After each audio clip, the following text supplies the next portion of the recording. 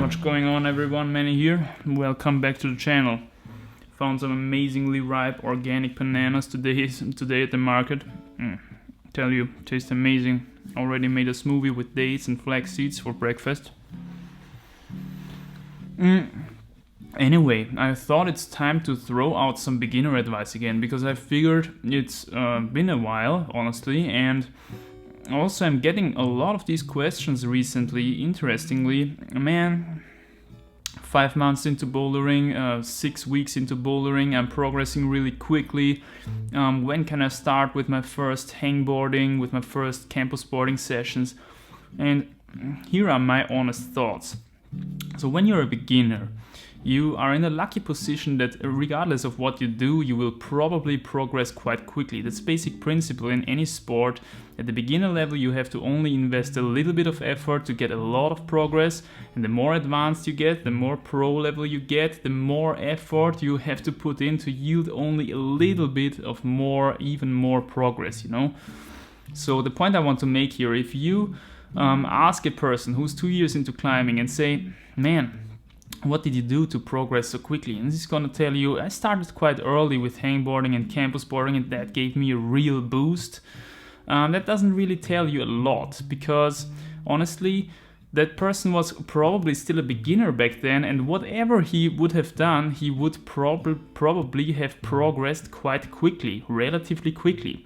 Maybe the person was even a beginner with good genetics, then he would have progressed even quicker. Maybe it was a beginner with good genetics and he was young. So all these factors increase your progression, of course, even more. And that reduces kind of the comparability of these experiences, if you know what I mean. So therefore the question arises, what is the kind of behavior, the kind of approach to climbing, the kind of training, if you will, that is going to lead to the fastest, quickest progress at the beginner level without compromising the health of your body? So here are my thoughts.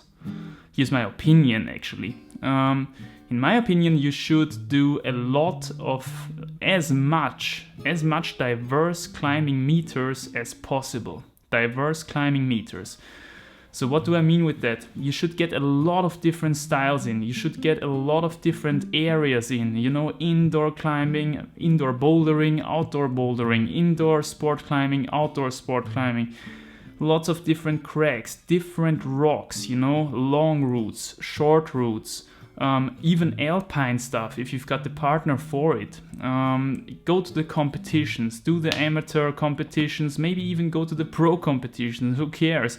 Get these strange moves into your body. Do the dynos, do the overhang, do the vertical climbs, a lot of flashes and on-site attempts, you know, do not waste a lot of time projecting. Just get as many diverse climbing meters in as possible. And the reason why I think that this approach yields to such a quick progress is that you're going to get a lot of technique really quickly into your body. It's going to increase your repertoire drastically, you know? And you're also going to get a lot of experience really quickly. How do the different rocks feel, you know? What are the hole types like? What is the friction like, and all that stuff. So the reason why I think this is, that's the reason why I believe it's the best approach. And there's also this fascinating thing that there are not really a lot of people doing this, right? Interestingly, and the reason for this, I think, is that it's a very elaborative process, or it's very, very hard to do actually, because you're going to need multiple gym memberships eventually. If you don't have a gym that harbors sport climbing and bouldering, you're going to need a lot of gear. You need a lot of, you need your harnesses, ropes, your crash pads, the cams for alpine stuff. I don't know. As a beginner, you usually don't have that. So it's really hard to execute this approach. And did I do it myself, for example? No. I started in a bouldering gym like so many other people nowadays as well. And I climbed I think maybe even 2.5 years. My first 2.5 years were in the bouldering gym, just doing bouldering. And you know, back then it was also different in the bouldering gym, because you didn't have all these color boulders from nowadays. If you go into the modern kind of sport climbing gym or bouldering gym from nowadays, you will have beautiful colored routes or colored problems, which are graded. So it's really good to find out where you stand and to get your flash level, your onset level, and to kind of train with that, And back in the days when I started, my bouldering gym didn't have any of that. So there were only just holes everywhere and you had to invent your own problems. And of course, it's really hard to invent problems back to back, which are exactly on your flash level, so that you can flash all the time and get some diversity in.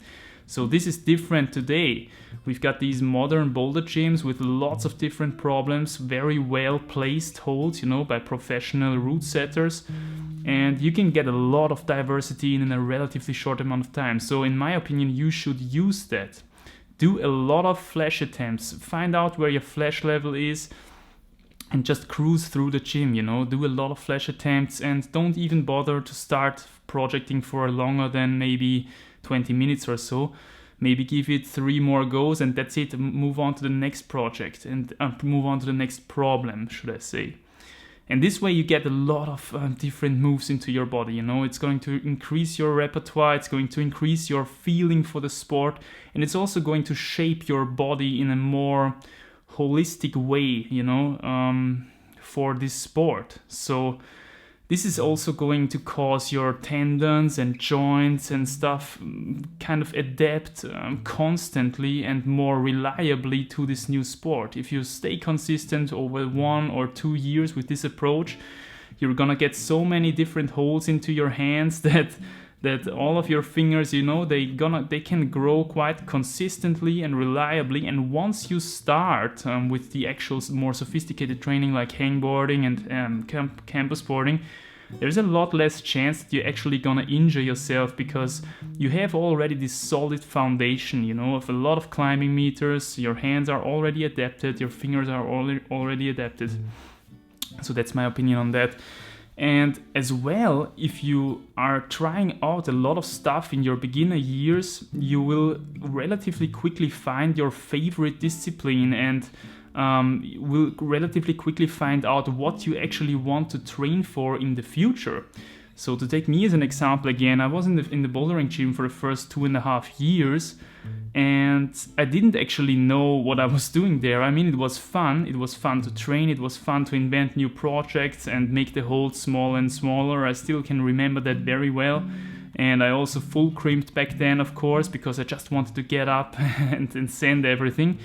And after 2.5 years, I got outside for the first time, and I saw, man, this outdoor sport climbing, that's actually really cool in the nature, surrounded by air, you have this feeling of exposure in the air and stuff. So I found my favorite discipline 2.5 or even 3 years after I started climbing, yeah. So if you're getting a more diverse approach to this thing, then you will find your favorite discipline earlier. You can start training earlier for what you want to actually do with this sport, okay? So that's that. And finally, I want to say that this approach has actually been executed and propagated by a lot of climbers who are nowadays pro level, top level, and especially by, in my opinion, the best climber, simply the best climber at the moment in the world, who is, in my opinion, Andra. And he is a very, very smart guy. He not only did this approach work greatly for himself. I mean, he was in a lucky position that he was very young back then, and he had parents who climbed themselves, and they of course encouraged him to go to the rocks. They took him with them to the rocks, and he did some mini comps in his bouldering gym, and he trained even alone in the bouldering gym. So as you can see, he got a lot of inputs here from outdoors, indoors, different moves in the comps and stuff like that. So he's a really good observer, really smart guy, and he propagates this approach as well because it worked so well for him. And I can only say I'm trusting him here. And when he says that, he sees very often how parents kind of push their children, you know, a very early age, because they want to have kind of a success of their children, you know. They are very success driven, and they want to push them for more sophisticated training really early in their career, so that they progress even faster or stuff like that. It's actually a bit of a counterproductive approach, because, as I said, you should get a lot of diversity and a lot of different styles, a lot of flash on-sites, especially if you're young, because you're so fast in learning these techniques, you know, getting these techniques into your body. So that's my tip for beginners. I would say this is especially true if you're in your first 1-2 climbing years. Do this stuff. Just get outdoors. Make use of good weather if there is some, you know. Don't be the complete gym rat. It doesn't really pay off. I mean, it's gonna make you stronger, but you're gonna still have to learn everything new if you go outdoors then, for example. Okay, so try to get a holistic approach into your body. It's gonna shape your body for this sport, and then once you know what you wanna actually do, you can still start with the campus boarding, the hangboarding and that stuff. It doesn't run away. The sophisticated devices don't run away from you. So that's it for this video, I think. Oh, it's time for another banana.